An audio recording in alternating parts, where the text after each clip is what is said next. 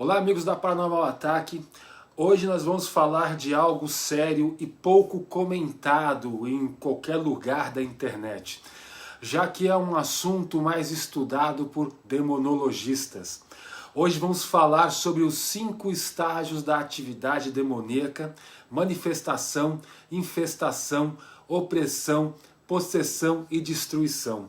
Assista até o final, porque nunca se sabe quando esse conhecimento pode ser útil para você. Começando com a infestação demoníaca. A infestação ela acontece quando a pessoa, sem querer ou por ignorância, convida entidades não humanas, ou seja, demônios, para entrar em sua casa. E como ela faz isso?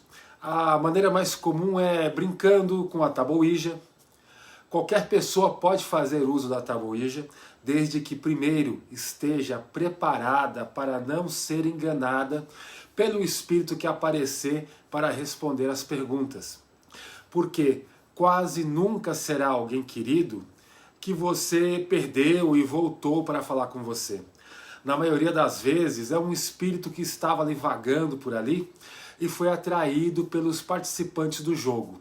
Mas o pior que isso é que alguns dos participantes do jogo estarem emocionalmente abalados ou espiritualmente fracos e acabarem de forma involuntária convidando uma entidade maligna, não humana, para dentro daquela casa. E não é somente com a tábua Ouija que você atrai essas entidades, tá? As entidades malignas, ou por exemplo, uso de grimórios, livros de ocultismo e outros tipos de comunicação com os mortos, feito como brincadeira e descaso, pode lhe trazer uma infestação para a sua casa, sim. Não é porque você não acredita neles que eles não vão vir atrás de você. Os sinais da infestação demoníaca eles são bem fáceis de identificar. Objetos se movendo sozinhos, coisas que mudam de lugar sem ninguém mexer nelas. Um exemplo, você chega em casa, tranca a porta e coloca a chave na mesa. Volta minutos depois e vê a chave na fechadura da porta e essa aberta. Mas não tem ninguém em casa além de você. Segundo, ruídos inexplicáveis, sons estranhos, como se tivesse algo andando dentro das paredes, barulhos de passos, onde não tem ninguém, batidas na porta, mas você abre e não tem ninguém do outro lado. Sons de conversas em ambientes vazios, ou som de vozes chamando o seu nome. Terceiro, cheiros desagradáveis. Cheiro de ovo podre, que é o cheiro característico do enxofre, ou cheiro de cigarro num lugar que ninguém fuma. E cheiros que ficam apenas em um cômodo específico da casa, que se você der um passo para fora do lugar, não sente absolutamente nada. Mas se você põe um pé para dentro, o cheiro lhe dá nojo. Enjoo total.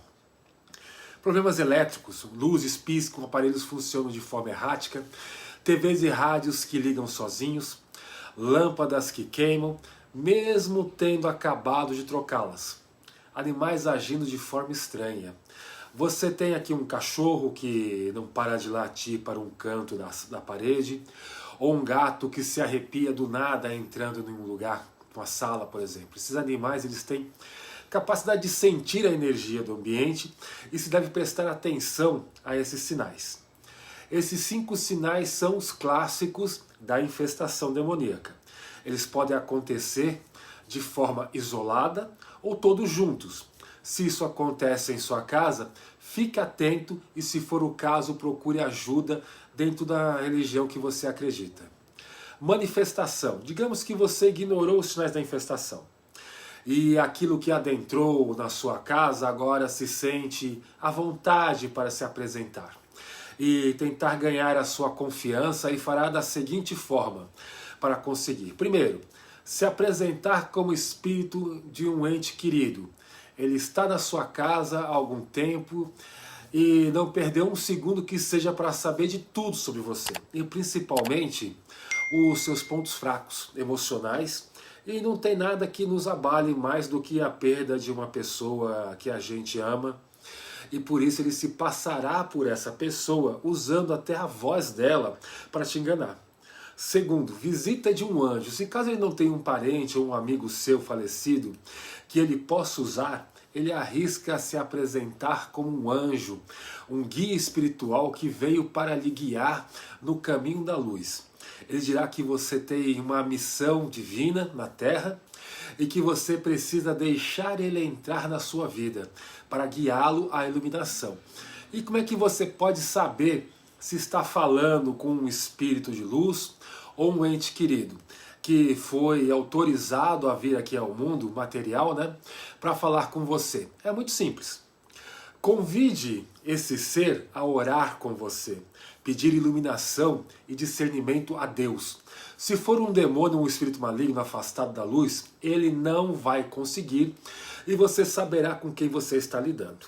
Agora, opressão. Digamos que infelizmente você não percebeu que lidava com algo maligno e deixou permanecer na sua casa. Agora ele se sente forte e fará de tudo para lhe oprimir, quebrar a sua força de vontade e principalmente a vontade de viver. E os sintomas da opressão demoníaca são ataques espirituais, são eles pensamentos negativos persistentes, sensação de medo constante, angústia que não cede e tentações intensas. Segundo, influência externa, coisas ruins acontecendo de forma constante na sua vida. Por exemplo, o carro que quebra constantemente, você tropeça à toa como se tivesse esquecido como anda.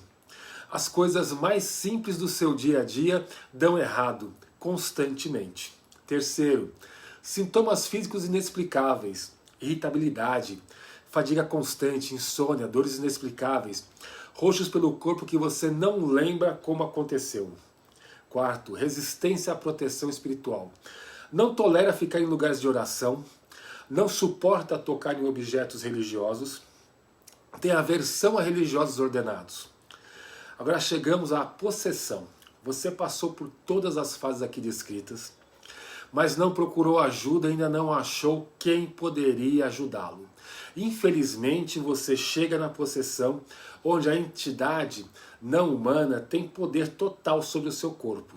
E lhe falta muito pouco para dominar de vez a sua mente e os sintomas são: primeiro, mudança de comportamento e personalidade. A pessoa fica irreconhecível no quesito da personalidade, fica reclusa, agressiva, instável e fala muitos palavrões e obscenidades, além de ser cruel e falar coisas íntimas para magoar os que estão próximos a ela. Segundo, aversão a objetos religiosos, tem pavor de qualquer tipo de objeto religioso e orações não importa a religião. Terceiro, falar em línguas desconhecidas. Quando eu digo falar em línguas desconhecidas, não é soltar um monte de palavras sem sentido e formar frases inteiras em outros e sim formar frases inteiras em outros idiomas, como por exemplo, um caso que uma pessoa possuída disse que todos iriam para o inferno usando cada palavra em um idioma diferente, indo do grego ao aramaico numa dicção perfeita. Quarto, força física em comum. As pessoas em estado de possessão são capazes de usar de força que supera a sua capacidade física. Um exemplo é o relato de uma freira no início do século passado que presenciou trazerem um menino de 10 anos possuído para dentro da igreja. 5 homens adultos foram necessários para contê-lo. Quinto, comportamento autodestrutivo. Pessoas no estágio de possessão tentam se machucar o tempo todo, fazendo cortes no corpo com o que encontrarem, ou até mesmo tentam se morder.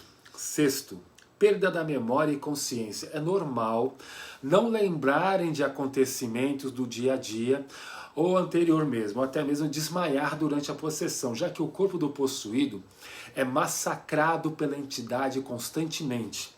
Sétimo, mudança na voz. A pessoa possuída pode falar com tons de voz totalmente diferentes. Pode falar em 1, 2 tons ou até centenas, como se uma legião estivesse dentro dela. Oitavo, a telecinésia. Objetos se movem ou são arremessados dentro do ambiente onde se encontra a pessoa que sofre a possessão. Nono, convulsões e espasmos. A pessoa sofre de fortes convulsões onde o corpo é torcido ao limite, além de ânsias de vômito frequentes.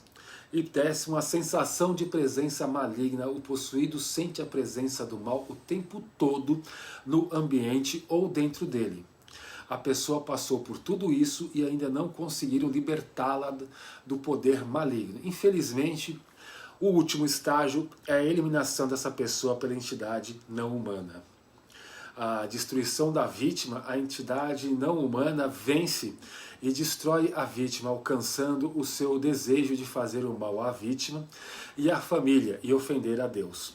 Para finalizar, prestem bem atenção, vou falar aqui algumas considerações muito importantes. Antes de se acreditar que uma pessoa está possuída por uma entidade maligna, é preciso buscar ajuda médica para que sejam feitos exames físicos e neurológicos, a fim de se ter certeza de que a pessoa não tem nenhum tipo de doença física ou mental. Recusar dar atendimento médico a uma pessoa por crença religiosa é crime. Então, somente então, se a ciência e a medicina não conseguirem explicação para o que ocorre com aquela pessoa, aí sim, sem deixar o tratamento médico, você busca ajuda espiritual. Muito obrigado a vocês que se inscreveram no canal. Se ainda não fez, por favor, se inscreva. Toque no sininho para ser notificado de vídeos novos aqui no canal. Deixe o seu comentário e até breve.